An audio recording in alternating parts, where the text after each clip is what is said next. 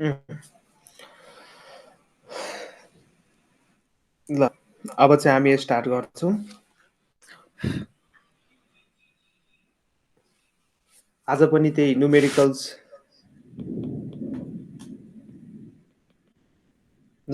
नै गरेर अनि अर्को च्याप्टर मिल्छ भने पढौँला। अनि यो चाहिँ हाम्रो लेक्चर नम्बर प्रेसरको आई थिंक 5 होला हैन?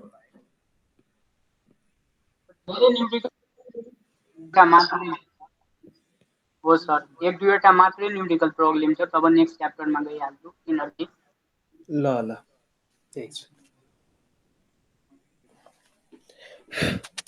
ल न्युमेरिकल प्रब्लम्स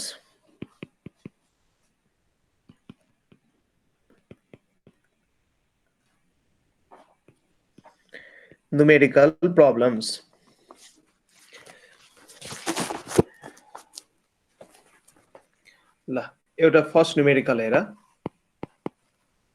तिमीलाई यस्तो खालको अरेन्जमेन्ट दिएको छ।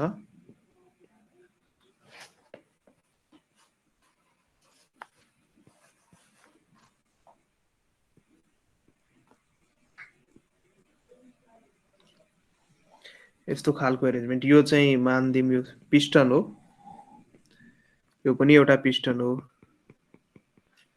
यो पनि एउटा पिस्टन हो र यो पनि एउटा पिस्टन हो। यो हो पिस्टन ए, यो हो पिस्टन बी, यो हो पिस्टन सी। यसरी दिन्छ। अनि यो पिस्टन भित्र फ्लुइड भरेको छ। फ्लुइड भनेको लिक्विड, वाटर भरेको छ यसमा। र पिस्टन ए को क्रस सेक्सनल एरिया चाहिँ 20 सेन्टिमिटर स्क्वायर र यसमा फोर्स लागिरहेछ कति 250 न्यूटन। अनि पिस्टन सी को cross sectional area 10 centimetre square र पिस्टन बी मा फोर्स कति लागिरहेछ 375 न्यूटन। यसमा फोर्स लागिरहेछ 375 न्यूटन। अब क्वेशनले भन्दैछ if piston A, B and C of the apparatus given in the diagram are supposed to be frictionless. यो क्वेशन हो, मैले स्टेटमेन्ट लेखिन, म क्वेशन बुझाउँछु। यो तीनटै पिस्टन ए, पिस्टन बी र पिस्टन सी, यो तीनटै पिस्टनलाई के मानेको छ त फ्रिक्सनलेस भन्दैछ क्वेशनमा। And what is the area of the piston B, यो पिस्टन बी को चाहिँ एरिया सोधिरहेछ। Area of cross section, area of cross section of piston B is equals to what force is exerted on the piston C र piston C मा force कति exert भइरहेछ त्यो नि क्याल्कुलेट गर। क्वेशन बुझ्यौ? हो सर। ल अब यहाँ हेर, भेरी सिम्पल। यो एउटा क्लोज कन्टेनर हो। क्वेशन जति झुक्याए नि नझुकिनु। यो एउटा क्लोज्ड कन्टेनर हो, क्लोज्ड कन्टेनर र क्लोज कन्टेनरमा लिक्विड भरेको छ। त्यसको मतलब यहाँ पास्कल्स ल एप्लाई गर्नुपर्ने हैन? सो पास्कल्स ल, हो सर। सो यहाँ पास्कल्स को ल अनुसार, पास्कल्स को ल अकॉर्डिंग टू पास्कल्स ल यहाँ लाउने हो भने पास्कल लले के भन्छ, कुनै पनि क्लोज कन्टेनरमा यदि त्यसमा लिक्विड भरेको छ, कुनै पनि एउटा पार्टिकुलर पोइन्टमा यदि प्रेसर लाउने हो भने त्यो लिक्विडले त्यो प्रेसरलाई इक्वली एन्ड नर्मली सबै डिरेक्सनमा डिस्ट्रिब्युट गर्छ भन्छ नि। हो, यसको मतलब यो तीनटै पिस्टनमा प्रेसर के हुन्छ त सेम हुन्छ। So pressure in piston A equals to pressure in piston B equals to pressure in piston C हैन? यो पीए पीबी पीसी भनेको प्रेसर भयो। अब प्रेसर लेखिसक्यौ, सो प्रेसर को फर्मुला लेख। प्रेसर भनेको प्रेसर को formula force upon area. So force in piston A upon area of piston A, बुझ्यौ? Force in piston B upon area of piston B, force in piston C upon area in piston C. यो लेखेको कुरा बुझ्यौ? हो sir. Force upon area गरे तीनटै piston को। अब भ्याल्युहरु दिएको छ, भ्याल्युहरु सब्स्टिट्युट गर, एसआई युनिटमा भ्याल्युहरु लेख। अब हेर कुन कुन डाटा दिएको छ। पिस्टन ए को लागि चाहिँ फोर्स पनि दिएको छ, एरिया पनि दिएको छ हैन। फोर्स कति दिएको छ 250। पिस्टन ए को लागि फोर्स कति दिएको छ 250 न्यूटन र पिस्टन ए को एरिया कति दिएको छ 20 सेन्टिमिटर स्क्वायर। यसलाई मिटर स्क्वायरमा कन्भर्ट गर्दा 20 into 10 to the power -4 metre square हुन्छ हैन। अस्ति कन्भर्ट गरेर बताएको थिए। हो सर। यो पिस्टन ए को कहानी भयो। अब पिस्टन बी को कहानी लेख। पिस्टन बी मा फोर्स कति दिएको छ, फोर्स 375 दिएको छ हैन। र पिस्टन बी को एरिया कति दिएको छ छैन, एरिया निकाल्नु पर्ने। ए बी भनेको area of cross section of piston, यो जुन मैले लेखेको छ एबी चाहिँ के हो, area of cross section, area of cross section of piston B हैन। ल अब पिस्टन सी को कहानी लेख। पिस्टन सी को कहानी के छ, पिस्टन सी मा फोर्स दिएको छैन, सो फोर्स निकाल्नु पर्ने एफसी लेखे र यसको area of cross section 10 centimetre square, यसको मतलब 10 into 10 को पावर -4 मिटर स्क्वायर भयो हैन। अब हेर कुनै दुईटा पेयर उठाऊ र सल्भ गर। अब मान मैले यसलाई फर्स्ट पेयर भने, यसलाई सेकेन्ड भने, यसलाई थर्ड भने, सो पहिला चाहिँ के गर, फर्स्ट एन्ड सेकेन्डलाई सल्भ गर। Solve first and second. First and सेकेन्डलाई सल्भ गरेर एबी निस्किन्छ कि निस्किदैन? फर्स्ट र सेकेन्ड लिइसकेपछि सल्भिङ फर्स्ट एन्ड सेकेन्ड एकदमै सर्ट मेथड बताउँदैछु है, एक्जाममा कन्फ्युजन। अब यही क्वेसन्सहरुलाई किताबमा एकदमै घुमाई घुमाई गरे हुन्छ हैन। हो सर। हो घुमाई घुमाई गरे हुन्छ, घुमाई घुमाई गर्नु पर्दैन, मेन कन्सेप्ट थाहा पाउने त्यही अनुसार लाउने। अब फर्स्ट एन्ड सेकेन्डलाई सल्भ गर। सल्भिङ फर्स्ट एन्ड सेकेन्ड यहाँ लेखिदिन्छु, फर्स्ट एन्ड सेकेन्ड पार्ट भन्न खोजे हो, कन्फ्युज नहुनु।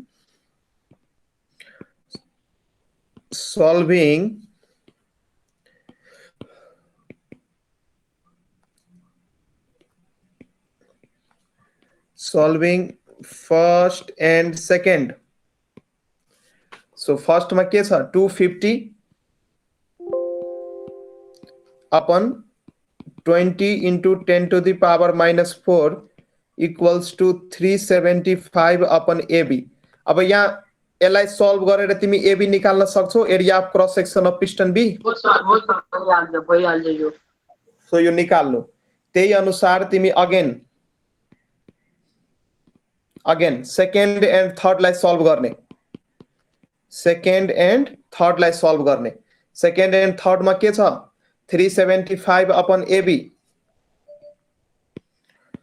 375 अपन एबी। अब यो माथिबाट तिमी एबी झिकिसक्या हुन्छौ, हो कि हैन? Equals to FC upon 10 into 10 to the power -4। अब हेर माथिबाट तिम्रो एबी नोन भइसक्या हुन्छ, यसको भ्यालु तिमी क्याल्कुलेट गरिसक्या हुन्छ। सो यो यसलाई सल्भ गरेर एफसी निकाल्न सक्छौ यहाँबाट। हो सर निक्लिहाल्छ सर। हो यहाँबाट एफसी निकालेर यो सल्भ गर्ने, अनि यो क्वेशन भयो हलुवा। सजिलो भयो क्वेशन, एकदमै सजिलो क्वेशन, कुनै दम छैन।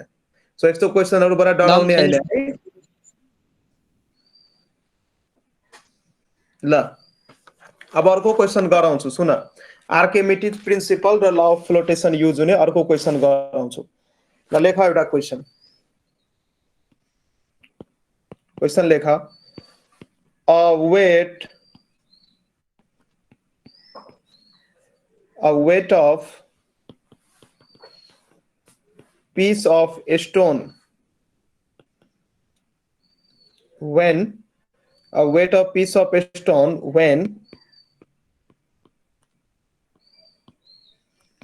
when immersed in water is 16 Newton and it displaces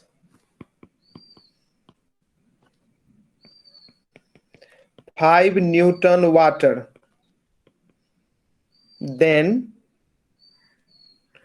answer the following question.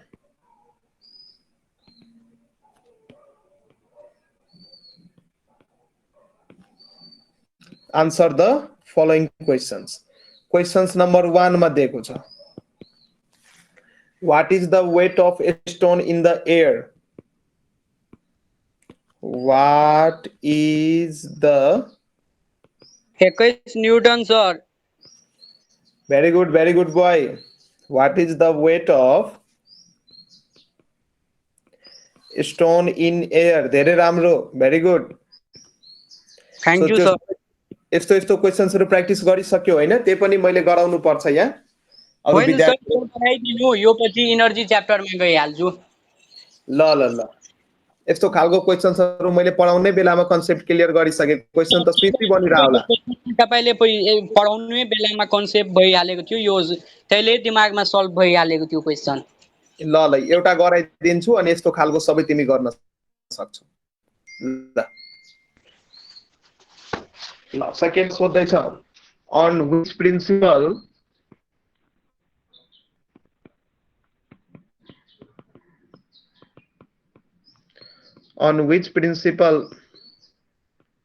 is the experiment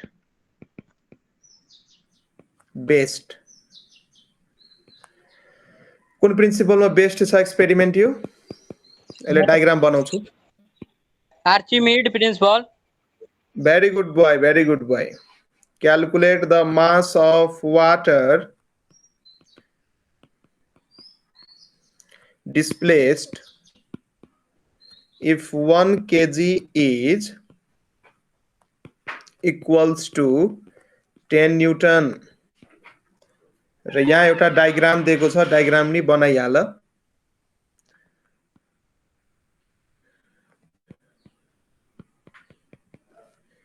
यसको माथि एउटा यसरी बिकर राख्या छ.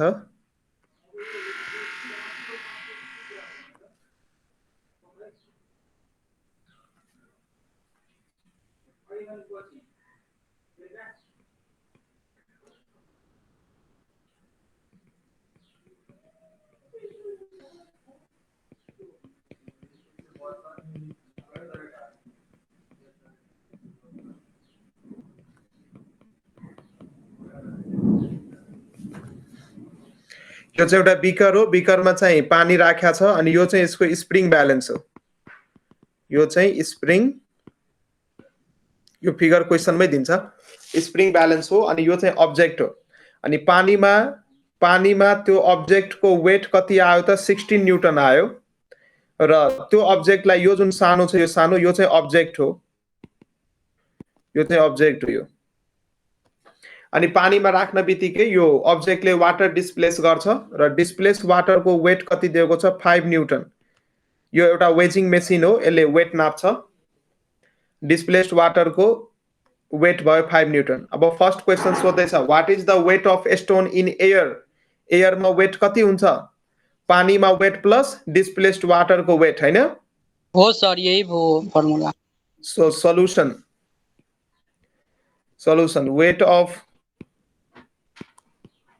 weight of stone in air equals to weight of stone in water plus weight of stone plus weight of displaced water. Water मा stone कति छ 16 Newton अनि weight of displaced water छ 5 न्यूटन. कति भयो 21 न्यूटन. ल फर्स्ट पार्ट सिद्धियो. Second part, on which principle the experiment is based? Second part को आन्सर कुन प्रिन्सिपलमा? It is based on Archimedes principle. Archimedes principle मा यो एक्सपेरिमेन्ट बेस्ड छ. अर्को, calculate the mass of water displaced if 1 kg is equals to 10 Newton. यहाँ हेर कति calculate the mass of water displaced. Third नम्बरमा हेर, थर्ड नम्बरमा के भन्दैछ? मास अफ वाटर डिस्प्लेस्ड निकाल.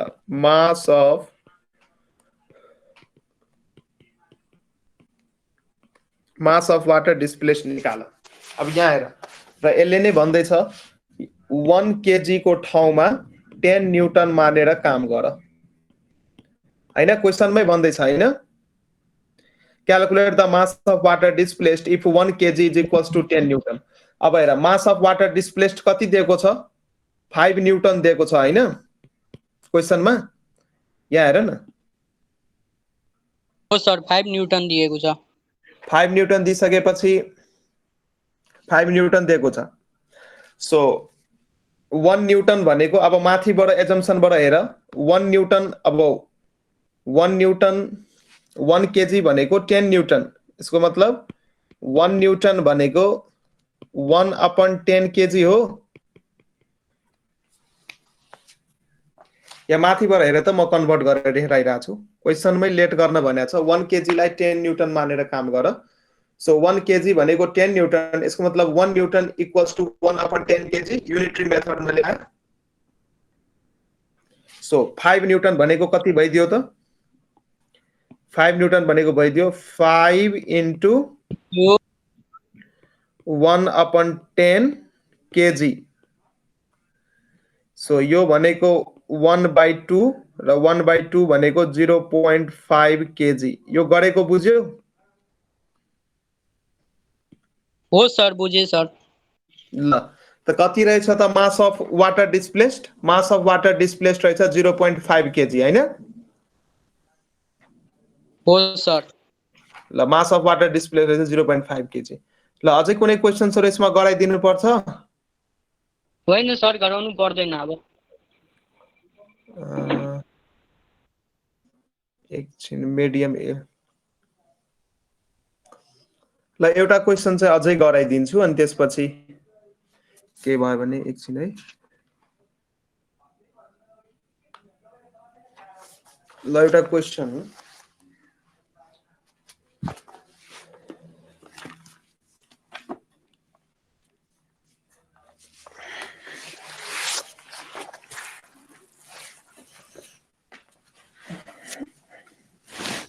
र एउटा क्वेशन्स लेख अनि यसपछि चाहिँ हामी अर्को च्याप्टरतिर जाउँला। क्वेशन चाहिँ के छ, a stone is wedged in water and salt solution.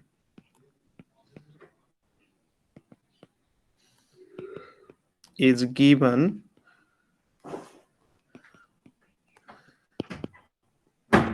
it's given in the table below. Answer the following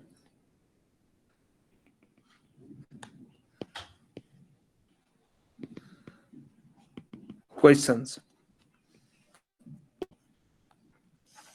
एउटा यहाँ टेबल दिएको छ, यतापट्टि मिडियम, यतापट्टि वेट,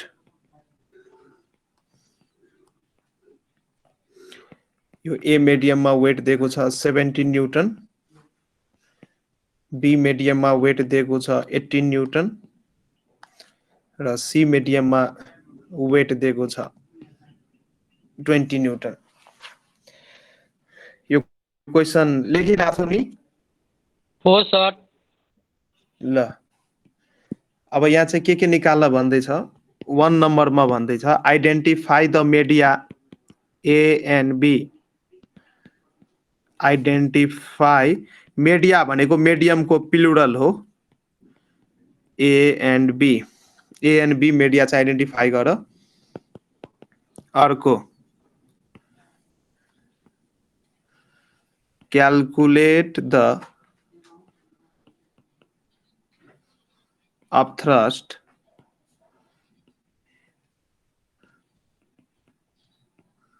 experienced by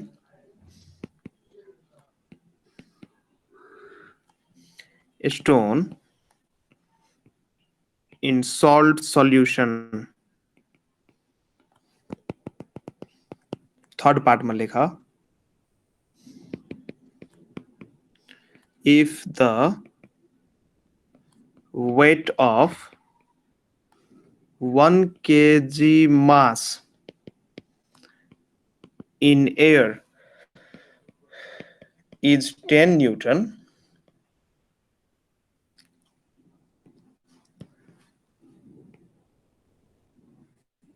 calculate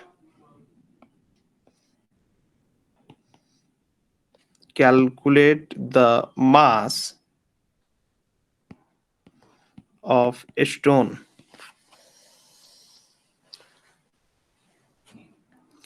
अनि फोर्थ point मा भन्दै छ calculate the volume of water displaced by the stone.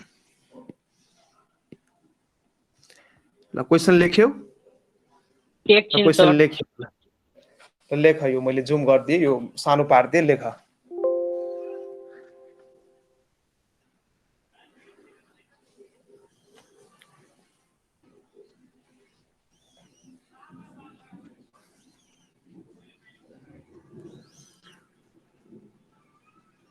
भयो सर क्वेशन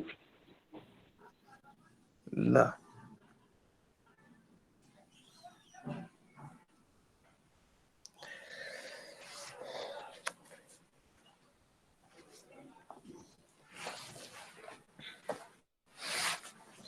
ल मलाई भन त सुरुमा भन्दै identify the a stone is weighed in water and salt solution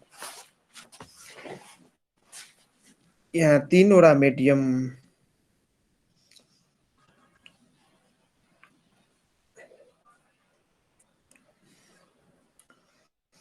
यो सी पार्टलाई चाहिँ अहिले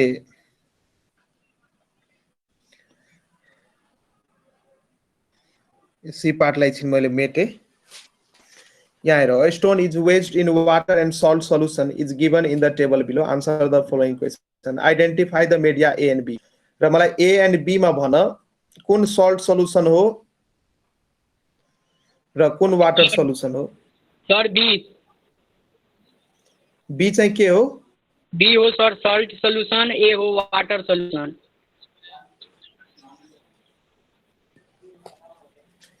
गलत B हो वाटर और ए हो र A हो सल्ट सोल्युसन किन यहाँ हेर सल्ट सोल्युसन को डेन्सिटी बढी भइसकेपछि यसले अपथ्रस्ट पनि बढी दिन्छ कि दिदैन दिन्छ सर र अपथ्रस्ट बढी दिइसकेपछि वस्तुको वेट घट्छ कि घट्दैन घट्छ सर सो कुन मिडियममा बढी वेट सो कुन मिडियममा कम वेट हुन्छ सल्ट सोल्युसनमा कम वेट हुन्छ हैन हो सर सल्ट सोल्युसनमा कम वेट हुन्छ त्यसैले ए मिडियम चाहिँ सल्ट सोल्युसन हो र बी मिडियममा हेर वेट बढी भइसकेपछि अब वाटरको त डेन्सिटी सल्ट सोल्युसन भन्दा कम हुन्छ त्यसैले यसले थोरै अप थ्रस्ट दिन्छ हो हैन त्यसैले वेट यसमा अलिकति बढी हुन्छ सो बी चाहिँ वाटर ए चाहिँ सल्ट सोल्युसन भयो हो हैन अब सेकेन्ड पार्टमा हेर calculate the upthrust experienced by the stone in salt solution र सी भनेको यहाँ अर्को जुन अघि मिडियम थियो नि सी भनेको एयर मिडियम हो वास्तवमा सी भनेको जुन अघि जुन मैले मेटिया थिए नि यहाँ जुन मिडियम जुन छ नि यो सी 20 न्यूटन दियो सर हो यो चाहिँ एयर मिडियम हो र हेर एयर मिडियममा सबभन्दा बढी वेट छ कि छैन छ सर किन एयर मिडियमको अपथ्रस्ट सबभन्दा कम भएको कारणले गर्दा हैन हो सर हो ल ठीक छ सो अब सेकेन्ड पार्ट को आन्सर तिर जा calculate the upthrust experienced by the stone in salt solution so second part को आन्सर अपथ्रस्ट कति हुन्छ यसको फर्मुला हुन्छ weight in air minus weight in water हैन हो सर सो अपथ्रस्ट को फर्मुला हुन्छ weight of stone in air minus कतिले कम भयो weight of stone in water एयरमा वेट कति छ 20 न्यूटन वाटरमा कति छ 70 न्यूटन सो कति आयो 3 न्यूटन 3 न्यूटन के हो अप थ्रस्ट हो हैन हो सर अप थ्रस्ट सो जुन यो 3 मा आयो सो अप थ्रस्ट भयो 3 न्यूटन अब थर्ड नम्बर आन्सरमा जाम के भन्छ if the weight of 1 kg mass in air is 10 newton calculate the mass of stone if the weight of 1 kg mass को weight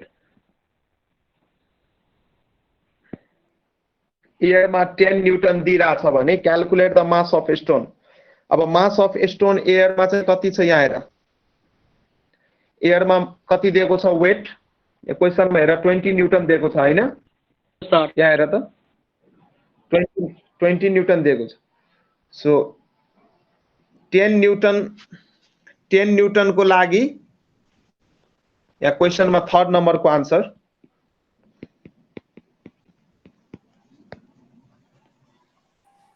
थर्ड नंबर को आंसर में question ले के भन्दै छ 10 न्यूटन को लागि 1 kg एज्युम गर रे 10 न्यूटन को लागि 1 kg एज्युम गर तर वस्तु को वेट कति डायग्राम में कति दिएको छ 20 न्यूटन दिएको छ एयर मा हैन हो सर सो 20 न्यूटन को लागि कति केजी हुन्छ भन त 10 न्यूटन को लागि 1 केजी मान सो 20 न्यूटन को लागि कति हुन्छ 2 kg sir very good boy 2 KG so answer आयो 2 केजी आंसर आयो 2 केजी यसरी नै गर्न सक्छौ सो यसलाई फर्मुला अनुसार गर्ने हो भने लेख्न सक्छौ मास सो लेख्न सक्छौ मास अफ द स्टोन सानो m equals to weight upon g र क्वेशनले भन्दै छ 1 kg equals to 10 newton so weight दिएको छ 20 न्यूटन वेट दिएको छ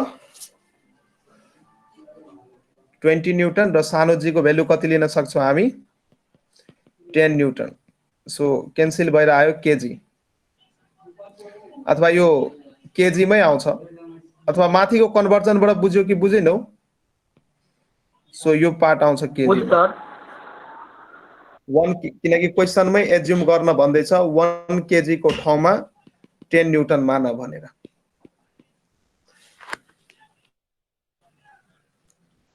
र 4 नम्बर को क्वेशन 3 नम्बर अब 4 नम्बर को क्वेशन के भइरहेछ calculate the volume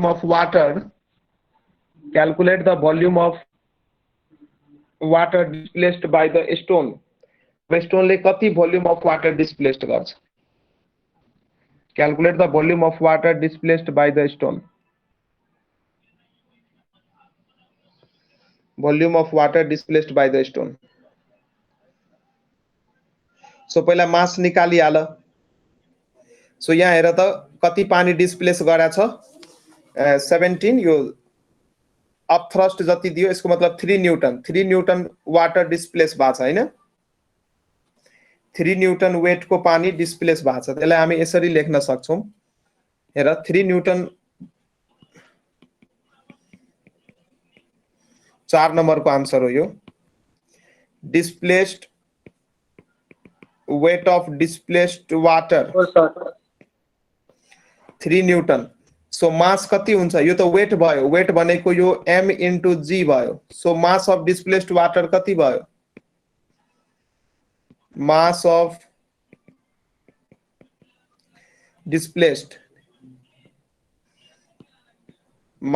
displaced water कति भयो 3 डिवाइड बाइ सपोज मैले 10 लिए भ्यालु 0.3 kg भयो कि भएन मैले मानौं g को value 10 metre per second square लिए तिमी 9.8 लिन सक्छौ अहिले सजिलोको लागि मैले 10 लिए ठीक छ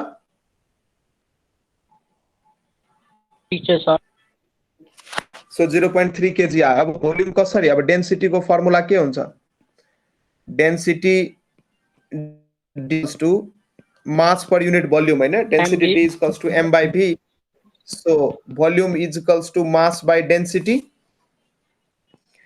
M भनेको मास, D भनेको डेन्सिटी।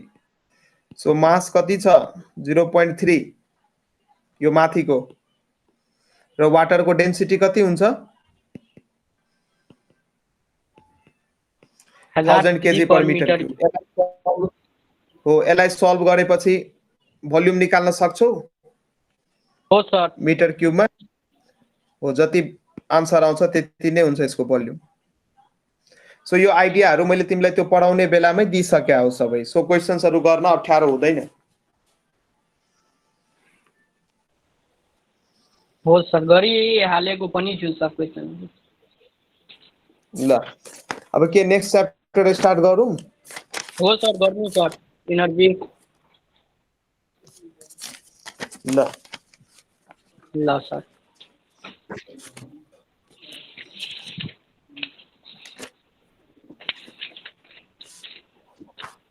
ल आजदेखि अब हामी नेक्स्ट च्याप्टर एनर्जी स्टार्ट गर्छौँ।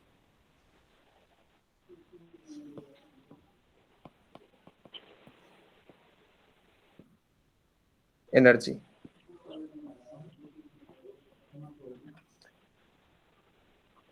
एनर्जी भनेको के हो, कुनै पनि बडीमा काम गर्ने क्षमता अथवा त्यो बडीको काम गर्ने क्यापासिटी। अब बिना एनर्जी भएको बडी त काम गर्न सक्दैन। यदि मेरो जिउमा एनर्जी छैन भने म तिमीलाई पढाउन सक्दिनँ, तिम्रो जिउमा एनर्जी छैन भने तिमी पढ्न सक्दैनौ अथवा अरू कुनै फिजिकल काम गर्न सक्दैनौ। सो कुनै पनि बडीको काम गर्ने क्षमतालाई नै के भन्छौँ त हामी एनर्जी भन्छौँ। So the capacity of doing work is called energy. Energy is defined as the capacity of doing work. कुनै पनि बडीसँग कुनै काम गर्नको लागि कति क्षमता छ अथवा त्यो बडीले त्यो काम गर्न सक्छ कि सक्दैन, त्यो बडीको क्यापासिटी छ कि छैन, त्यसलाई नै हामी एनर्जी भन्छौँ। So the capacity of a body to do work is called energy. अब sources of energy. So primary source of energy, सबभन्दा प्राइमरी सोर्स अफ एनर्जी के हो? So sources of energy, there are different natural sources of energy. त्यसलाई चाहिँ हामी यो नेचरमा available हुन्छ, use गर्न सक्छौँ। So primary sources of energy लेख एकछिन।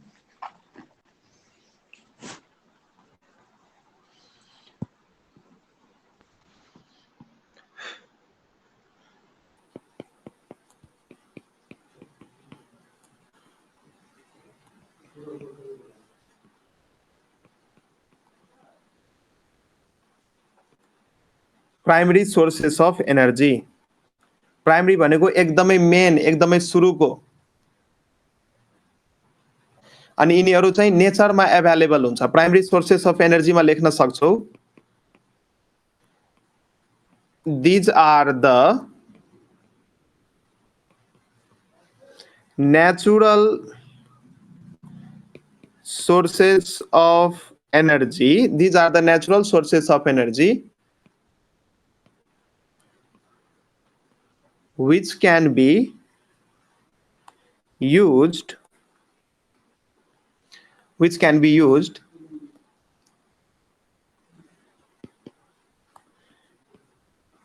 in the same form as they are occurred in nature, occurred अथवा available in nature. सो नेचरमा जुन अवस्थामा पाउँछ त्यही अवस्थामा यदि उनीहरूलाई युज गरेर हामी त्यहाँबाट एनर्जी यदि लिइरहेछौँ भने उनीहरूलाई हामी प्राइमरी सोर्सेस अफ एनर्जी भन्छौँ। जस्तै वुड भयो, नेचुरल ग्यासेस भयो, क्रुड वाइल भयो, डङ केक भयो। यो गाउँतिर यो गोबरहरूबाट अथवा एनिमलको डङहरूबाट पनि यो गोइठा भन्छ, गोइठा गाउँतिर बनाउँछ कि बनाउँदैन? बनाउँछ सर। हो, त्यो पनि एउटा सोर्सेस अफ एनर्जी हो। त्यो गोइठालाई हामी यो अथवा दाउराको रूपमा अथवा खाना यो फ्युलको रूपमा युज गर्न सक्छौँ खाना पकाउने बेला, अनि फ्युलको रूपमा युज भइरहेछ भने त्यो पनि एउटा सोर्सेस अफ एनर्जी भयो। ठिक छ।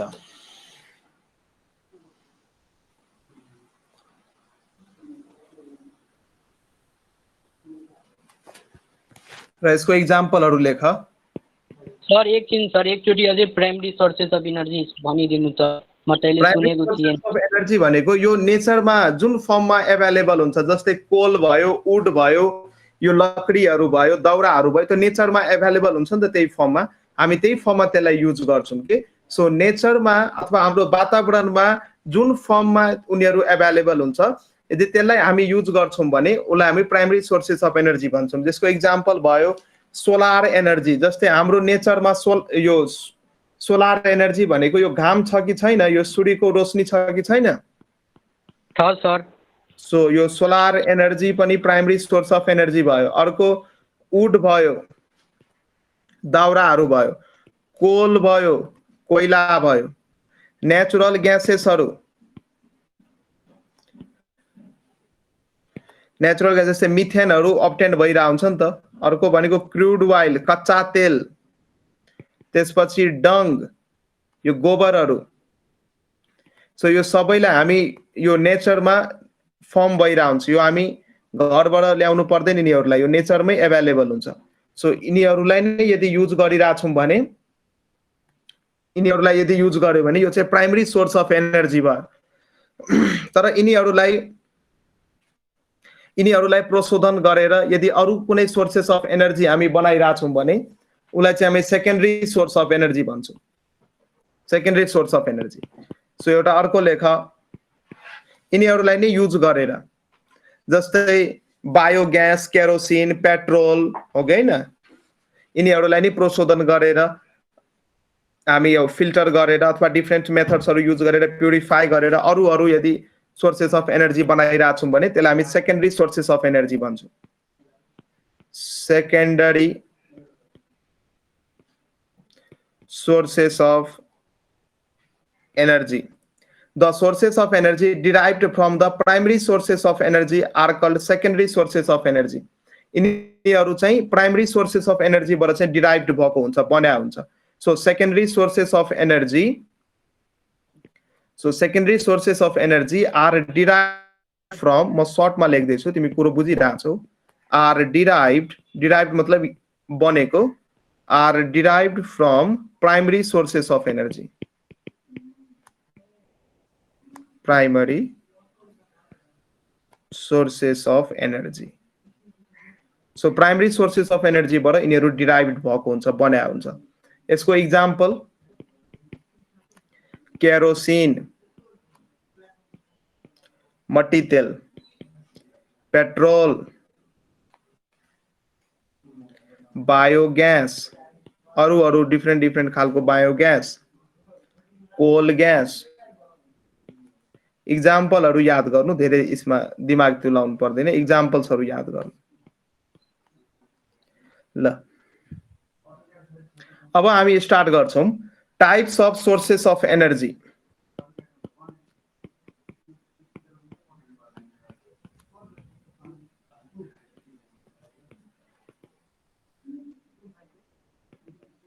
Types of sources of energy. So कति किसिमको हामीसँग सोर्सेस अफ एनर्जी हुन्छ त?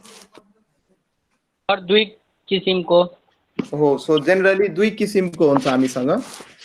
So on the basis of replacing period, अब त्यसको खदानलाई अथवा त्यसको स्टोरेजलाई रिप्लेसिङको आधारमा हेर्ने हो भने energy sources are of two types, दुई किसिमको हुन्छ, टू टाइप्स हुन्छ।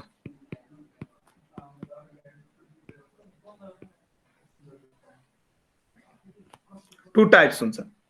एउटा हुन्छ renewable sources of energy, renewable sources of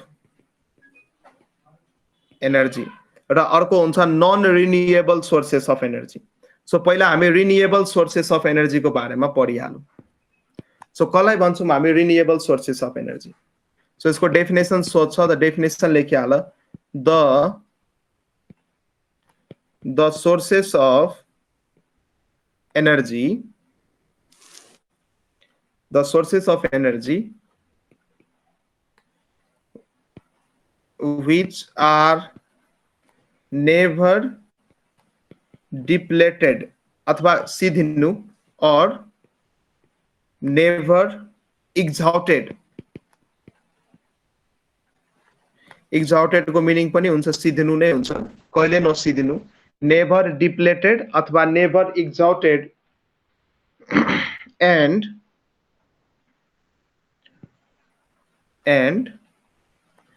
can be used again and again use गर्न सकिन्छ, यो कहिले सिधिदैन। again and again are called renewable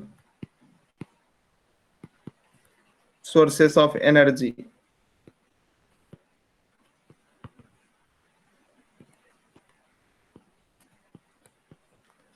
यो चाहिँ कहिले डिप्लिट हुँदैन, कहिले वातावरणमा सिद्दैन। जस्तै सोलर एनर्जी भनेको सूर्यबाट जुन प्रकाश आउँछ, सूर्यबाट जुन घाम आउँछ, त्यहाँबाट पनि हामी एनर्जी निकाल्न सक्छौँ। जस्तै गाउँतिर सोलर प्लेट सुनेको छौ कि छैन? सोलर प्लेट हो सर, सुनेको छु।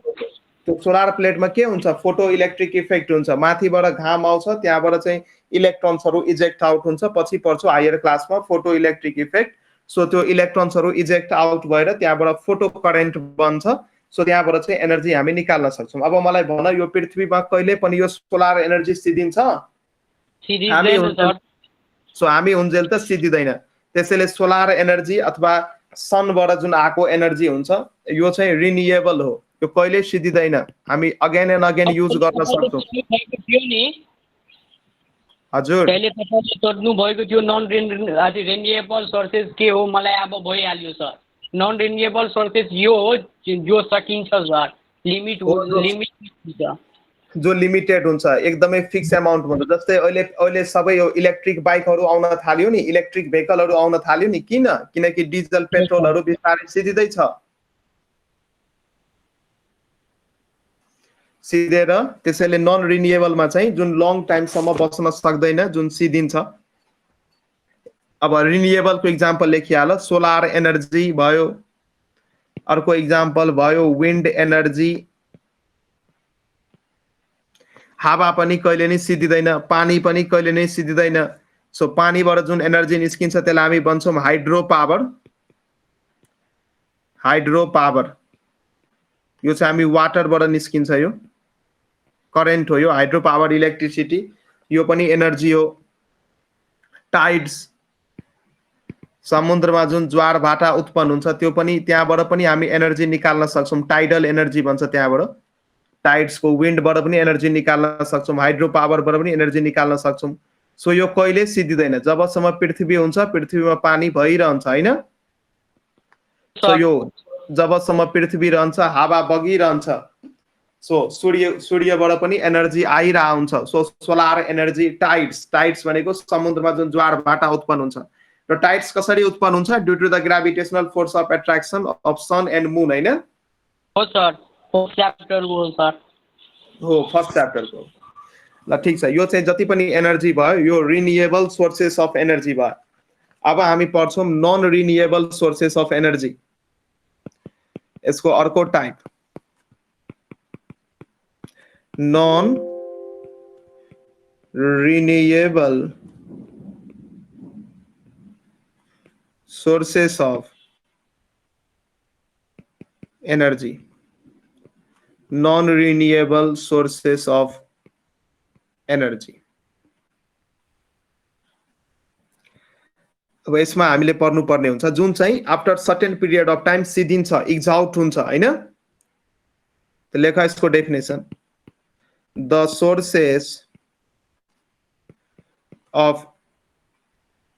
sources of energy which are which are depleted अथवा exhausted,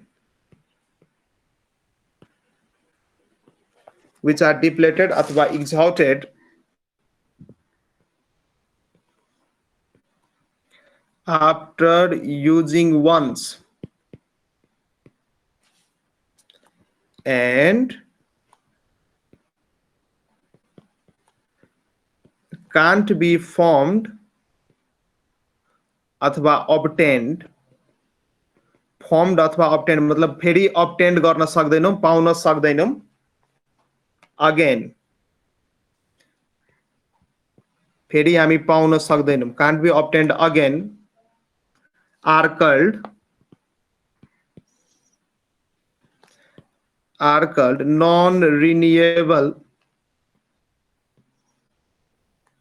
non-renewable sources of energy. यसको मिनिङ बुझ्यौ? हो सर। हो, एकचोटी युज गरिसकेपछि सिद्धिन्छ, फेरि हामी पाउन सक्दैनौं। जस्तै तिमीसँग बाइक छ, अब बाइकमा सपोज तिमी 5 लिटर तेल हाल्यौ, अब कुदायो, अब त्यो तेल सिद्धिसकेपछि फेरि त्यो तेल पाउन सक्छौ? होइन सर। अब फेरि त पेट्रोल पम्पमै जानुपर्छ हैन? सर हो सर। हो, त्यसैले यो एकचोटी युज गरिसकेपछि सिद्धियो, फेरि यसको लिमिटेड स्टक हुन्छ नेचरमा, यो सधैँको लागि हुँदैन, यसको अब एक्सेस युज गर्यो भने यो सिद्धिन्छ। त्यसैले यो non renewable source of energy हो, यसले अगेन एन्ड अगेन युज गर्न सक्दैनौं, यसको लिमिटेड हुन्छ सोर्स। त्यो नि लेख, they are limited in nature, दे are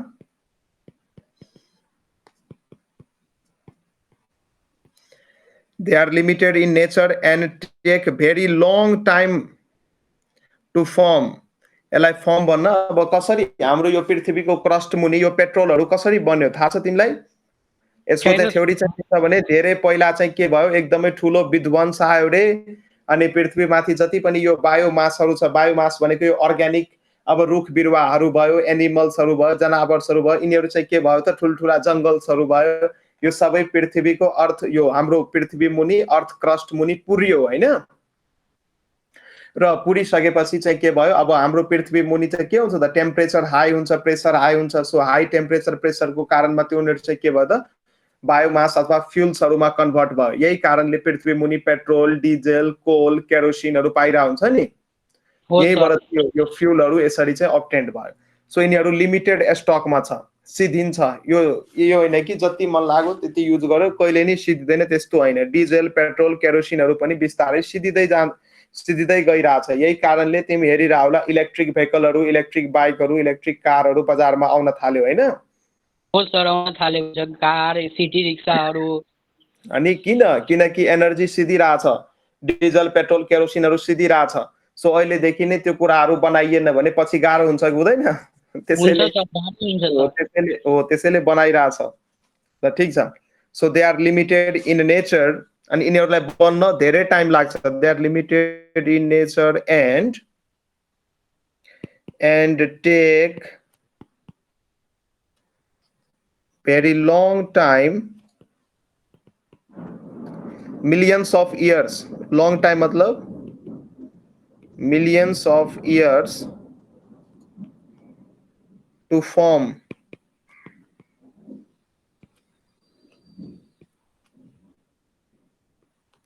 Millions of years to form. यसको एग्जाम्पल भयो फोसिल्स फ्युल्स, जस्तै फोसिल्स भनेको थाहा छ, जुन जनावरहरु एनिमल्सहरु अथवा प्लान्टहरु जुन यो के भन्छ अर्थ क्रस्टमा पुरिन्छ नि, त्यो बिस्तारै फोसिल्समा कन्भर्ट हुन्छ। The remains of the dead part of the animals, यो जनावरहरु जुन यो अर्थ क्रस्टमा पुरिन्छ उनीहरुलाई फोसिल्स भन्छ। त्यो फोसिल्सबाट जुन फ्युल्स अब्टेन्ड हुन्छ, फोसिल्स फ्युल्स। यसको एक्जाम्पल्सहरु लाइक कोल भयो, कोइला भयो, पेट्रोल भयो, डिजेल भयो, नेचुरल ग्यासेसहरु भयो, यो सब सिद्धिदै जान्छ।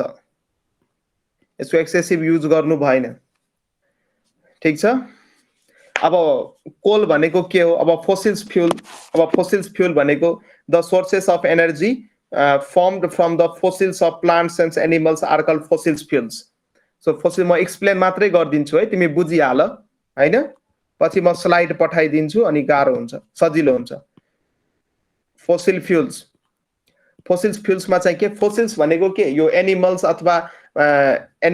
अथवा प्लान्ट्सहरूको जुन यो डेड पार्टहरू हुन्छ नि, त्यसलाई चाहिँ हामी फोसिल्स भन्छौँ। र यो फोसिल्सबाट जुन हामी फ्युल्सहरू अथवा एनर्जीहरू अब्टेन गरिरहेको हुन्छौँ, यसलाई चाहिँ हामी फोसिल्स फ्युल भन्छौँ। The sources of energy formed from the fossils of plants and animals are called fossil fuels हैन। सो कोल भयो, मिनरल्स, वाइल भयो, पेट्रोलियम, सो फोसिल्स फ्युल को अन्तर्गत के आउने भयो? सो यो फोसिल्स फ्युल्स को अन्डरमा के आउने भयो त, लेखिहाल। कोल, मिनरल वाइल, MINERALS, मिनरल्स वाइललाई हामी पेट्रोलियम पनि भन्छौँ, पेट्रोलियम प्रोडक्ट, पेट्रोलियम।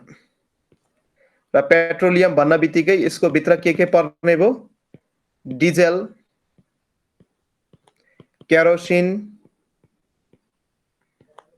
हैन, मोबिल। मोबिल थाहा छ कि छैन? थाहा छ सर। हो, यो सब अथि मिनरल्स वाइल्स भित्र पर्ने भयो। र यसको क्राइटेरियामा नेचुरल ग्यासेस पनि पर्छ। यो सबैलाई हामी फोसिल्स फ्युल भन्छौँ, नेचुरल ग्यासेस। नेचुरल ग्यासेस यो जति पनि छ, यो जति पनि मैले लेखेँ, यो सब फोसिल्स फ्युल्सको अन्डरमा आउने हो। यो सबलाई हामी कलेक्टिभली फोसिल्स फ्युल्स भन्छौँ। ठीक छ। अब हामी कोल, कोल भनेको कोइला, कोल चाहिँ बुझ्न सजिलो होला तिमीलाई। कोल भनेको कोइला, COAL, कोल। कोल भनेको कोइला। अब कोइला कसरी बन्छ? It is a hard black solid carbon enriched fossil fuel हैन। यो कार्बनले बना हुन्छ। म्याक्सिमम कम्पोजिसन कोइलाको के हुन्छ त? कार्बन। र यो ब्ल्याक कलरको हुन्छ, हार्ड हुन्छ, ब्ल्याक कलरको हुन्छ, हार्ड हुन्छ, अनि यो कार्बन कन्टेन्ट एकदमै यसमा बढी हुन्छ। यो पनि एउटा फोसिल्स फ्युलको टाइप हो कि हैन? यो बन्छ कसरी? फोसिलाइजेसन प्रोसेसबाट हुन्छ है। फोसिलाइजेसन प्रोसेस, यो बरिड प्लान्टहरू जुन हुन्छ नि, यो मानौँ यो अर्थ क्रस्ट भयो, अर्थ क्रस्टको भित्र यो प्लान्टहरू जुन बरिड छ तल, यसमा चाहिँ जब फोसिलाइजेसन हुन्छ, फोसिलाई, FOSSI, राम्ररी लेखिदिन्छु म, फोसिलाइजेसन, फोसिलाइजेसन, जब यसमा फोसिलाइजेसन हुन्छ अनि बल्ल फोसिल्स फ्युल बन्ने हो, अनि बल्ल कोलको फर्मेसन हुन्छ, फोसिलाइजेसन।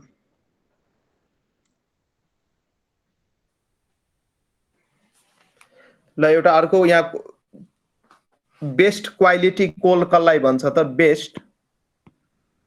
बेस्ट क्वालिटी, राम्रो क्वालिटीको कोल हामी, राम्रो क्वालिटीको कोइला हामी कसलाई भन्छौँ त? एन्थ्रासाइटलाई भन्छौँ।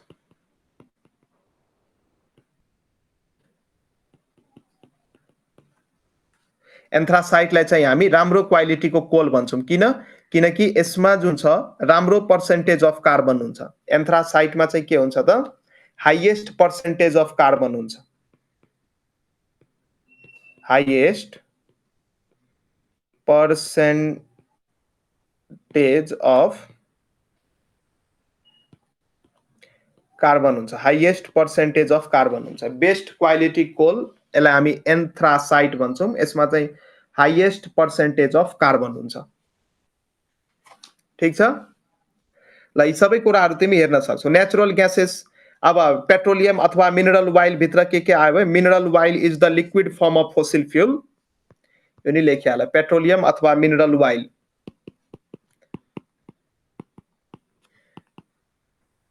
पेट्रोलियम अथवा मिनरल वाइल, यो दुईटैलाई इन्टरचेन्जेबली पेट्रोलियम वाइल भन अथवा मिनरल वाइल भन। अब यो चाहिँ यो दुईटा चाहिँ के हो त? Is the liquid form of fossil fuel. Liquid is the liquid form of fossil fuel.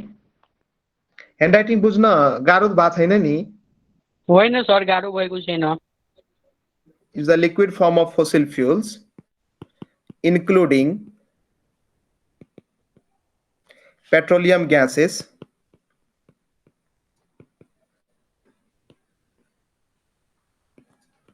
including petroleum gases, petrol,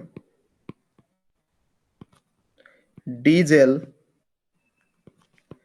kerosene, Mobil सबै आउँछ यो भित्र है। wax, asphalt, tar सबै आउँछ। टार भनेको थाहा छ? होइन सर, टार भनेको थाहा छ।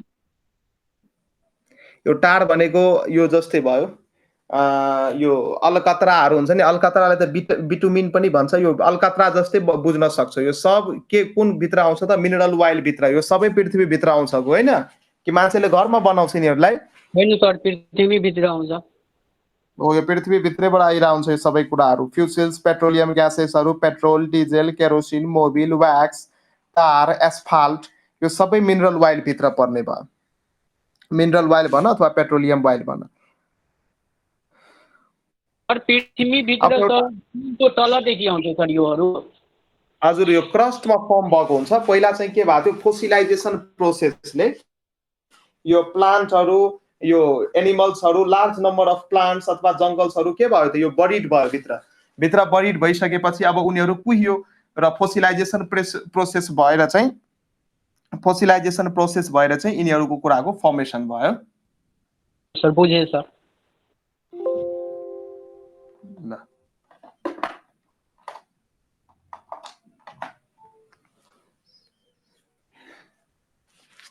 अब आउँछ नेचुरल ग्यास। सो नेचुरल ग्यासमा के पर्ने हुन्छ? यो जति पनि यो मिथेन, प्रोपेनहरू आइरा हुन्छ नि, एउटा भनेको यो के हो सर? एक्जाम्पलमा सर मोबाइल व्याक्स हो सर। व्याक्स हो, व्याक्स, WAX, व्याक्स। व्याक्स भयो, टार भयो। व्याक्स भनेको के हो सर? व्याक्स भनेको अब तिमीलाई कसरी बुझाम? अब त्यो व्हाइट कलरको हुन्छ नि, अब जस्तै यो एकदमै ग्लिसरिन टाइपको हो सर हो। अब यो गाडीहरूमा त्यो लगाउँछ नि, के भन्छ अब तिमीहरू जब त्यो छर्राहरू पेन्ट गर्न जान्छौ गाडीहरूमा चेन्ज गरेर लाउँछ नि। हो सर। सो एउटा कलरको ग्लिसरिन जस्तो सेतो सेतो लाएर नि बल्ल छर्रा लाउँछ नि माथिबाट, याद आयो? हो सर बुझेँ सर। त्यसलाई चाहिँ त्यो व्याक्स भन्न सक्छौ। ल ठिक छ, अब हामी नेचुरल ग्यासको बारेमा पढ्छौँ। नेचुरल ग्यास के हो त? Natural gas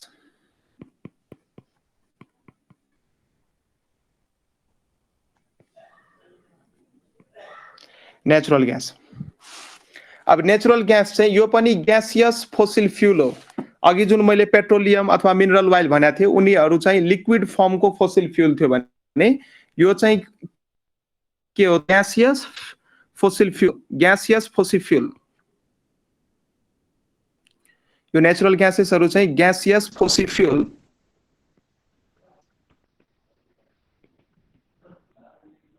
Gaseous fossil fuel, which is the mixture of mainly butane, which is the mixture of mainly butane with methane, propane and ethane। Methane, propane and इथेनको चाहिँ मिक्सचर हुन्छ। So gaseous fossil fuel हो यो। Fossil fuels त fossil fuel नै हो, तर in the gaseous form. अनि यसमा चाहिँ के को मिक्सचर हुन्छ? ब्युटेनसँग मिथेन, प्रोपेन र इथेनको मिक्सचर हुन्छ होइन। अनि यसलाई चाहिँ हामी फ्युल्सको रूपमा चाहिँ युज गर्छौँ। अनि यिनीहरू बर्न गर्दाखेरि चाहिँ एकदमै हाई टेम्परेचर प्रोड्युस गर्छ र स्मोक पनि निस्किँदैन। सो लेख्न सक्छु यहाँ, इट बर्न्स। अब ग्यास चुल्हा बाल्दाखेरि त्यहाँबाट के स्मोक निस्किन्छ? होइन सर।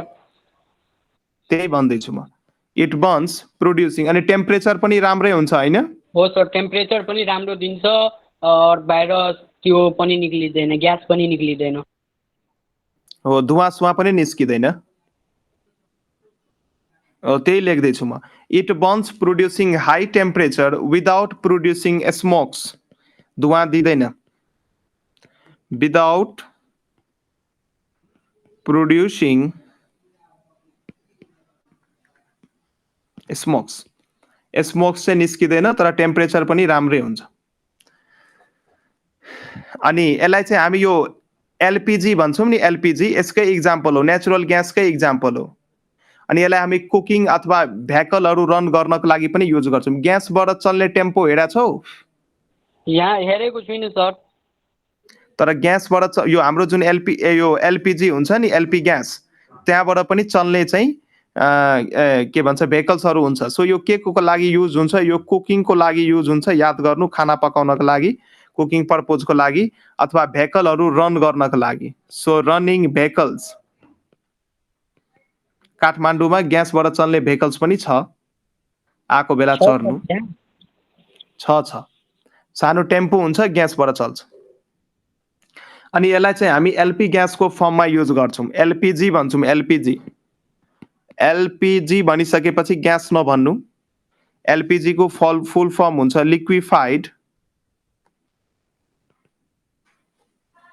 Liquefied petroleum gas. अब मान्छेले के भन्छ? एलपिजी ग्यास भन्छ, हैन? जब एलपिजी भनिसक्यो त अब ग्यास किन भन्नु पर्यो?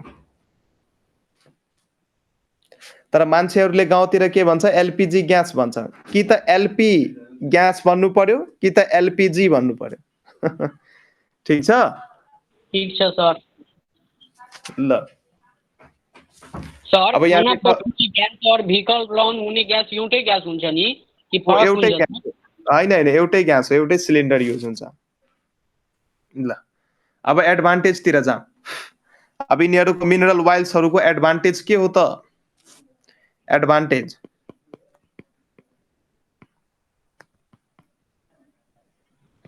एडभान्टेजेस अथवा uses of coal and minerals oil. Advantages अथवा uses of coal and mineral oil। Advantage अथवा uses of mineral oil. First uses, यिनीहरू इजिली एभाइलेबल हुन्छ, होइन? सबै ठाउँमा पाइरहेको हुन्छ यो, र रिलेटिभली चिफर पनि हुन्छ। So they are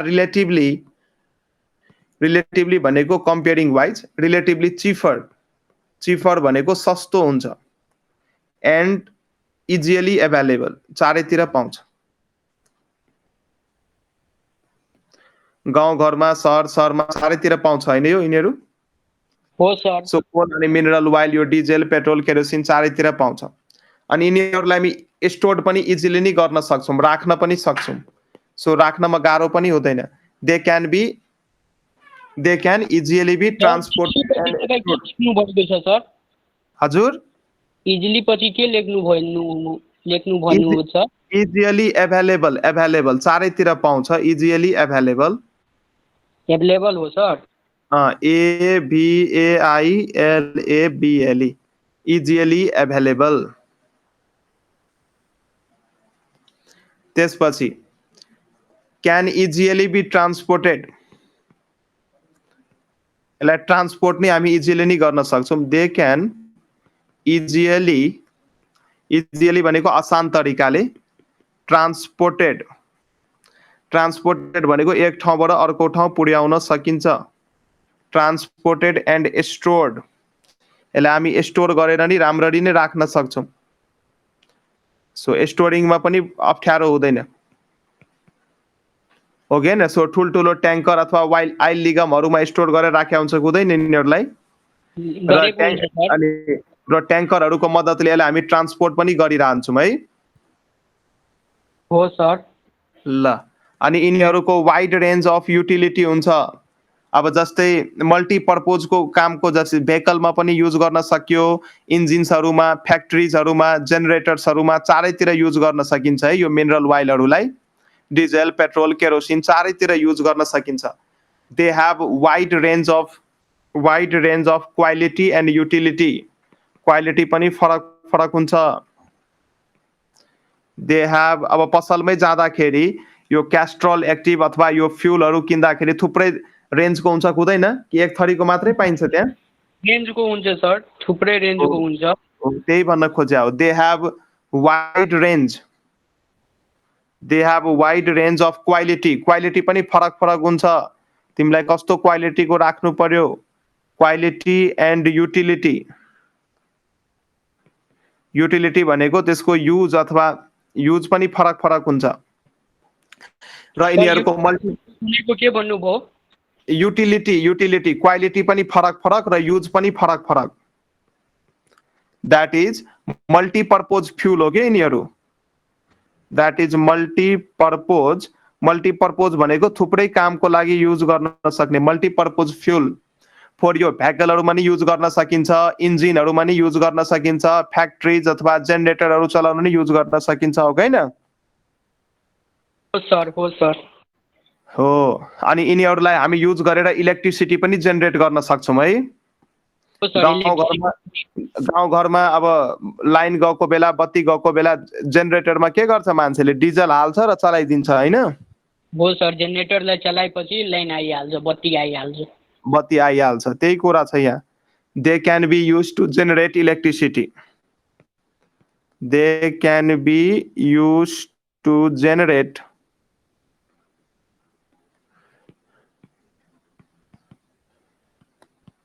electricity generate गर्नको लागि युज गरिन्छ।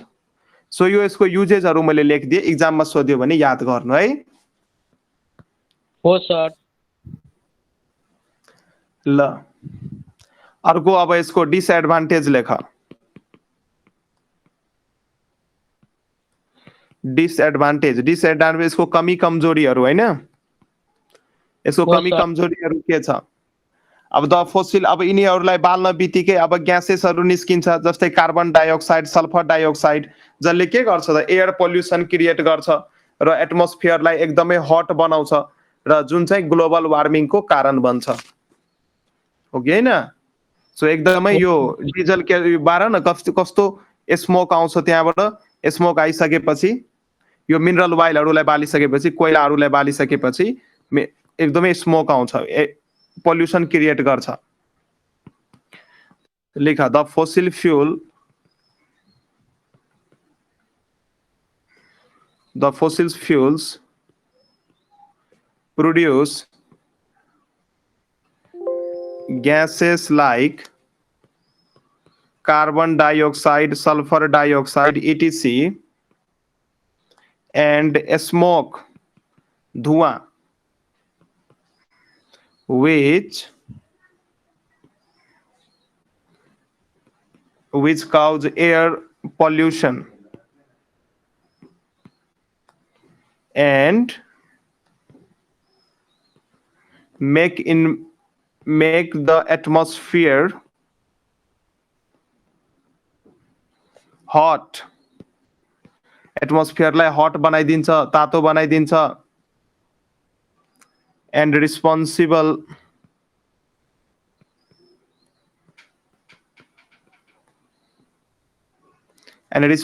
for global warming. ग्लोबल वार्मिङको नाम सुनेको थियौ? Global warming sir, global warming भनेको के हुन्छ त? एटमोस्फियरको टेम्परेचर यदि बढिरहेछ भने त्यसलाई हामी ग्लोबल वार्मिङ भन्छौँ कि एटमोस्फियरको टेम्परेचर यदि इन्क्रिज भइरहेछ, ग्लोबल वार्मिङ भन्छु सर। यदि हाम्रो वातावरणको टेम्परेचर यदि बिस्तारै बढिरहेछ भने त्यसलाई हामी ग्लोबल वार्मिङ भन्छौँ, ग्लोबल वार्मिङ भन्छौँ। ल, यसको अर्को डिसएडभान्टेज के हो? यिनीहरू चाहिँ non renewable sources of energy हो। एकचोटि सिद्धियो भने फेरि हामी यिनीहरूलाई युज गर्न सक्दैनौँ। सो यिनीहरूको स्टोरेज अथवा स्टक के हुन्छ त? लिमिटेड हुन्छ। So they are limited,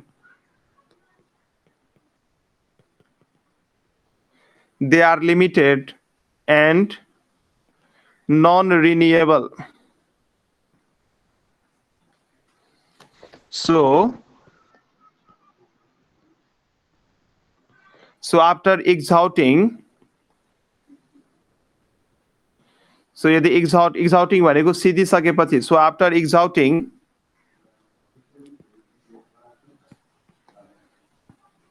can't be replaced अथवा reused, can't be replaced अथवा reused. ठीक छ, यतिसम्म बुझ्यौ? हो सर। ल अब हामी न्युक्लियर एनर्जीतिर जान्छौँ। कस्तो एनर्जीलाई हामी न्युक्लियर एनर्जी भन्छौँ? सो न्युक्लियर रियाक्सन्स अथवा न्युक्लियर रियाक्सन दुई किसिमको हुन्छ। एउटा हुन्छ न्युक्लियर फ्युजन, अर्को हुन्छ न्युक्लियर फिसन। सो न्युक्लियर रियाक्सनहरूबाट भएर जुन एनर्जी हामी अब्टेन गर्छौँ, जुन एनर्जी हामी पाउँछौँ, त्यसलाई हामी न्युक्लियर एनर्जी भन्छौँ। Nuclear energy. सो यहाँ लेख्न सक्छौ, the energy obtained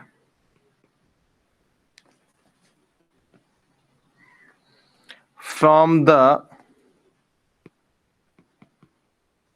nuclear reactions भनेको न्युक्लियर फ्युजन र nuclear fission.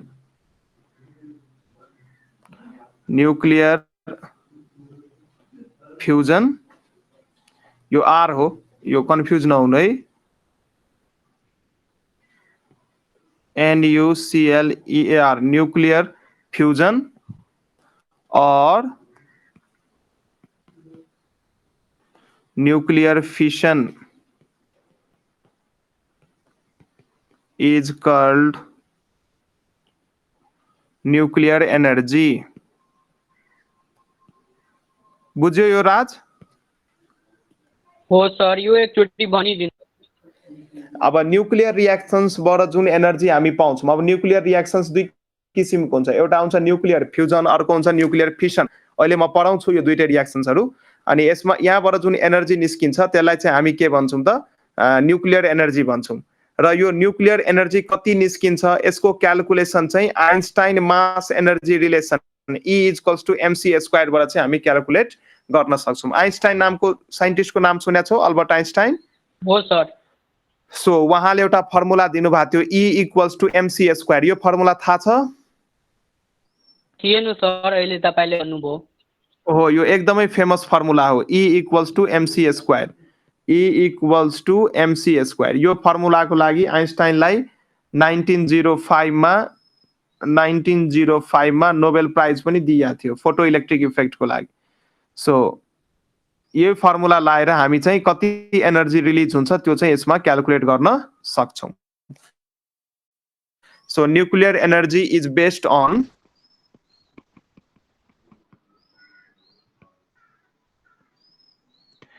nuclear energy is based on and calculated by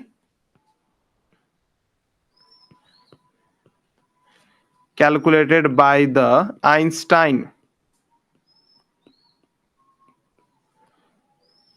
Einstein's mass energy relation।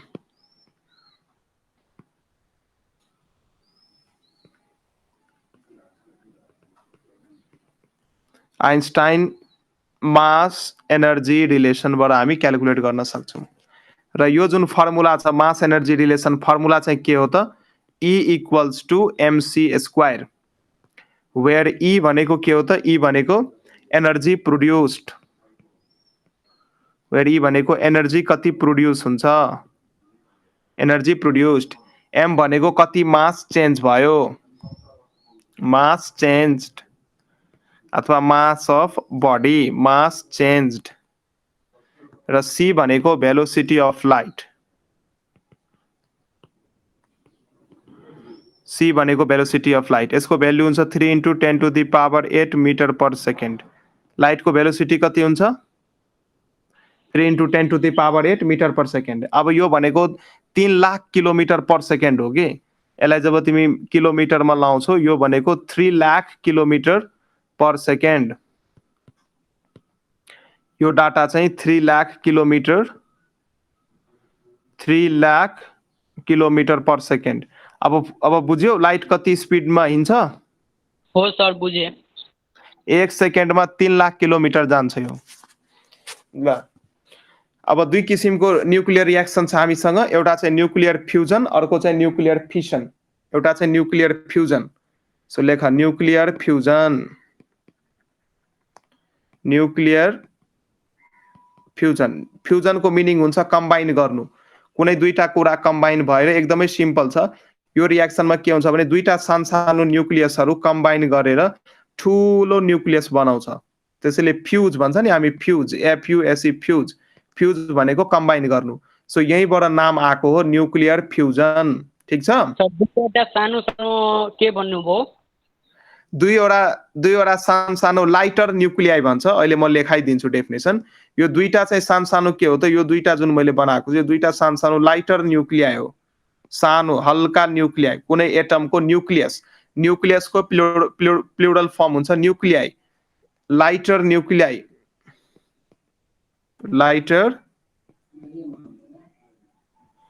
Lighter nuclei.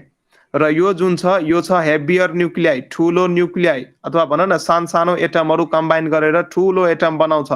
ठुलो एटमको न्युक्लियस बनाउँछ। यो चाहिँ हेभियर न्युक्लियस भयो। सो यो रियाक्सनमा चाहिँ के हुन्छ त, large amount of energy release हुन्छ। जब दुईटा सानो न्युक्लियाईहरू कम्बाइन गर्छ, फ्युज गर्छ, त्यति बेला चाहिँ large amount of energy release हुन्छ। यही रियाक्सन्सलाई हामी भन्छौँ न्युक्लियर फ्युजन रियाक्सन। सो लेख्न सक्छौ यहाँ एक लाइन लेख्न सक्छौ, nuclear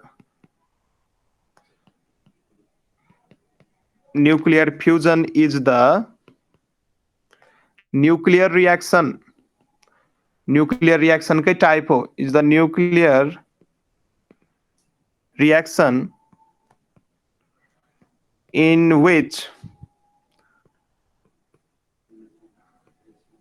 which lighter nuclei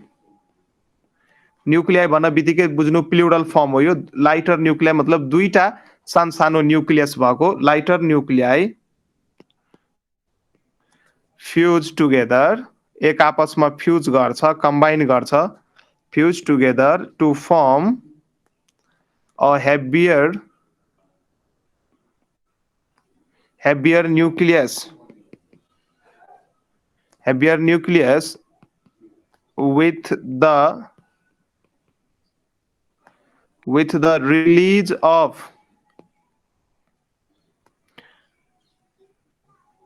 of large amount of energy, with the release of large amount of energy।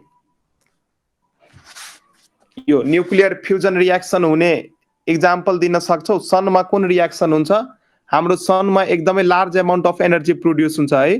त्यत्रो टाढा हुँदा पनि हेर न, यहाँ पृथ्वीमा अलिकति घाम आउँदा नि हामीलाई यति गाह्रो हुन्छ। हेर कत्रो पृथ्वीभन्दा कति टाढा छ सन र कति ठुलो छ। सो त्यसमा चाहिँ जुन एनर्जी प्रोड्युस भइरहेको हुन्छ सनमा, त्यो चाहिँ यही न्युक्लियर फ्युजन रियाक्सनबाट भइरहेको हुन्छ। बुझ्यौ? न्युक्लियर फ्युजनबाट हुन्छ सर। हजुर। सनमा जुन एनर्जी प्रोड्युस हुन्छ यही न्युक्लियर फ्युजन भएर हुन्छ। सो र हाइड्रोबमको नाम सुनेका छौ? हाइड्रोबममा पनि यही रियाक्सन हुन्छ। हाइड्रोबम, हाइड्रोजन बम,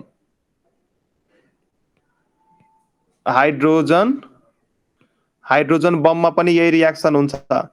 अनि त्यसपछि सनमा पनि यही रियाक्सन हुन्छ। Nuclear fusion in sun, nuclear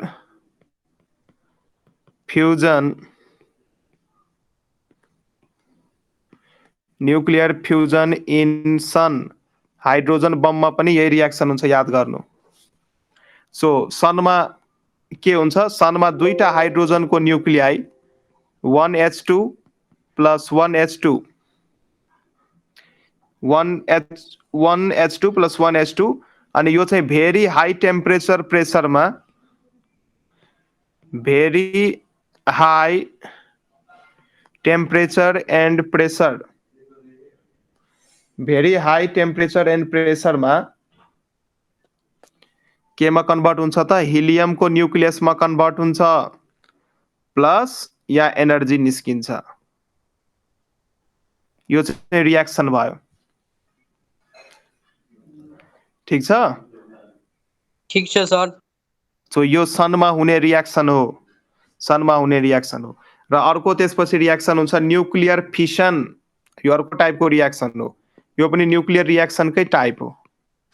अर्को हुन्छ न्युक्लियर फिसन। अब फिसनको मिनिङ हुन्छ ब्रेक हुनु।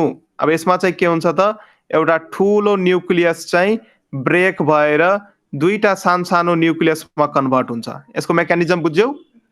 यसमा चाहिँ ठुलो न्युक्लियस ब्रेक भएर सानोमा, फिजनको मिनिङ हुन्छ ब्रेक, क्लिभ हुनु अथवा भाँचिनु, ब्रेक हुनु, स्प्लिट्स हुनु। स्प्लिट्स भनेको पनि त्यही ब्रेकडाउन नै हो, स्प्लिट्स। सो लेखा nuclear fission. So nuclear fission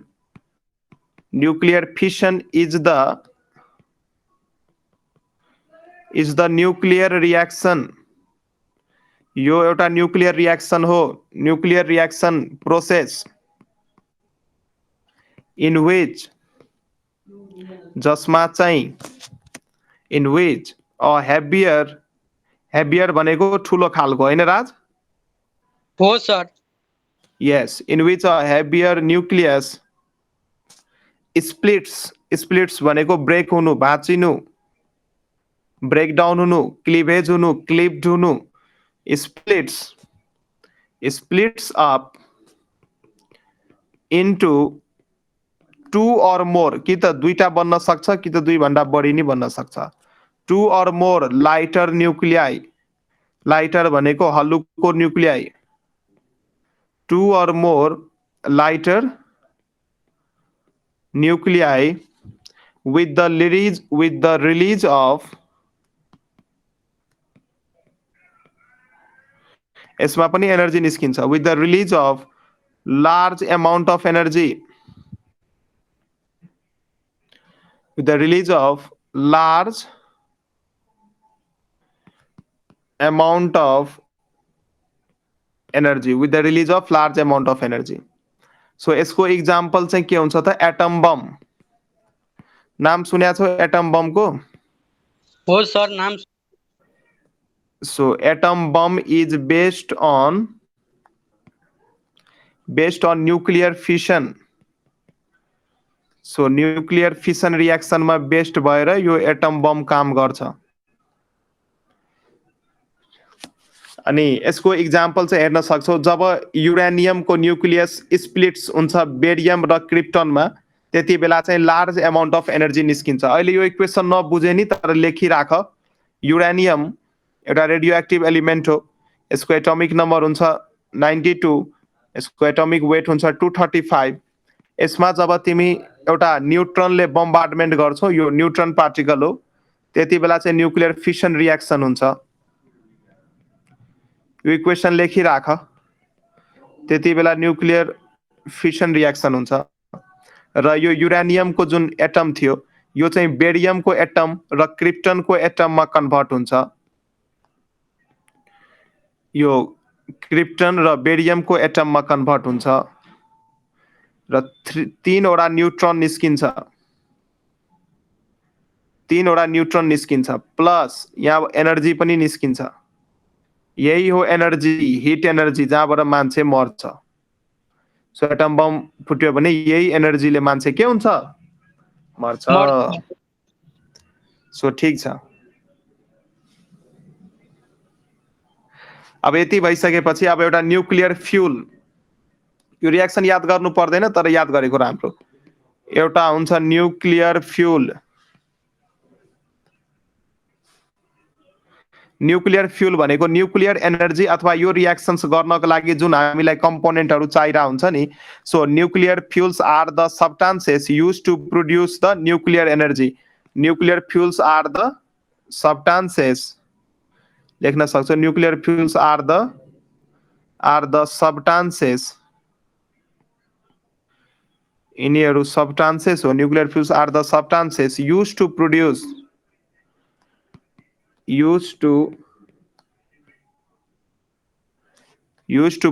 the nuclear energy, used to produce the nuclear energy। यसको इक्जाम्पलहरू युरेनियम, युरेनियमको सिम्बल हुन्छ क्यापिटल यु। प्लुटोनियम, प्लुटोनियम यसको सिम्बल हुन्छ पीयू। कुरियम, ठीक छ, इटीसी। ठीक छ यो जति पनि लेखेँ मैले यो सब रेडियो एक्टिभ एलिमेन्ट हो। यो जति पनि छ यो स्टेबल हुँदैन, यो सब रेडियो एक्टिभ हो। पछि हायर क्लासमा पढ्छौँ रेडियो एक्टिभ भनेको कस्तो एलिमेन्टलाई हामी रेडियो एक्टिभ भन्छौँ। अहिले नाम मात्रै थाहा पाइराख। यो चाहिँ डिसइन्टिग्रेट भइरह हुन्छ कि यो पार्टिकल्सहरू फ्यालिरह हुन्छ, यो स्टेबल हुँदैन। युरेनियम, प्लुटोनियम, क्युरियम यिनीहरू स्टेबल हुँदैन। सो यिनीहरू रेडियो एक्टिभ एलिमेन्ट्स हो र यिनीहरूलाई चाहिँ हामी न्युक्लियर फिसनमा चाहिँ एज अ फ्युलको रूपमा युज गर्छौँ, न्युक्लियर फ्युलको रूपमा युज गर्छौँ। ठीक छ? ठीक छ सर।